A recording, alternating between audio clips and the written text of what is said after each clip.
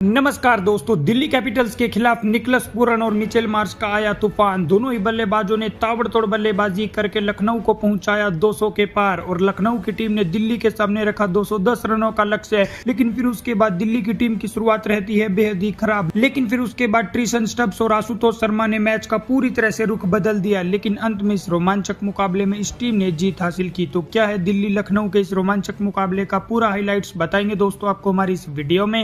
लेकिन दोस्तों अगर आपको भी निकलस पूरन की पारी बेहद ही शानदार लगी तो इस वीडियो को एक लाइक और चैनल को सब्सक्राइब कर लीजिएगा। वीडियो का लाइक टारगेट केवल 200 लाइक्स है।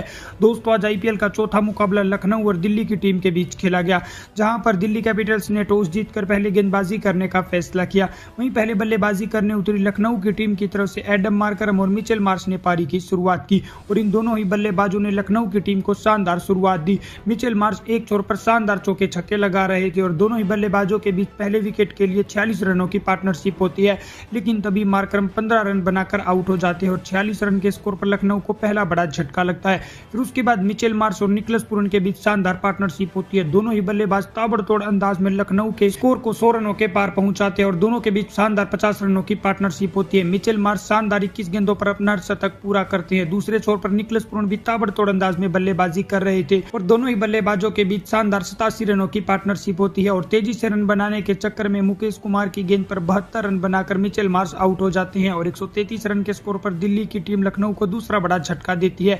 लेकिन फिर उसके बाद निकलस पूरन का साथ निभाने ऋषभ पंत आते हैं और पंत के आने के बाद निकलस पूरन और तेजी से रन बनाने लगते हैं और अपना शानदार अर्धशतक भी पूरा करते हैं। लेकिन दूसरे छोर पर ऋषभ पंत अपना खाता भी नहीं खोल पाते और 6 गेंदों पर 0 रन बनाकर कुलदीप यादव का शिकार हो जाते हैं और 161 रन के स्कोर पर दिल्ली की टीम लखनऊ को तीसरा बड़ा झटका देती है। लेकिन फिर उसके बाद निकलस पूरन भी 30 गेंदों पर 75 रन बनाकर मिचेल स्टार्क की गेंद पर बोल्ड हो जाते हैं और 169 रन के स्कोर पर लखनऊ को चौथा बड़ा झटका लगता है।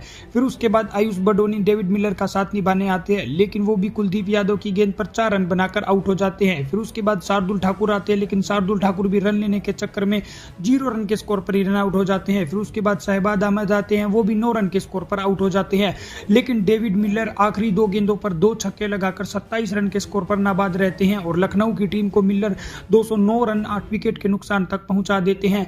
और वहीं मिचेल स्टार्क ने दिल्ली की तरफ से सबसे ज्यादा 3 विकेट चटकाए। जवाब में 210 रनों के लक्ष्य का पीछा करने उतरी दिल्ली की टीम की तरफ से जैक फ्रेजर और फाफ डु प्लेसिस ने पारी की शुरुआत की, लेकिन पहले ही ओवर में 1 रन के स्कोर पर जैक फ्रेजर आउट हो जाते हैं। फिर उसी ओवर में बैक टू बैक अभिषेक पोरल भी 0 रन के स्कोर पर आउट हो जाते हैं और दिल्ली की टीम को 2 रन के स्कोर पर 2 बड़े झटके लगते हैं।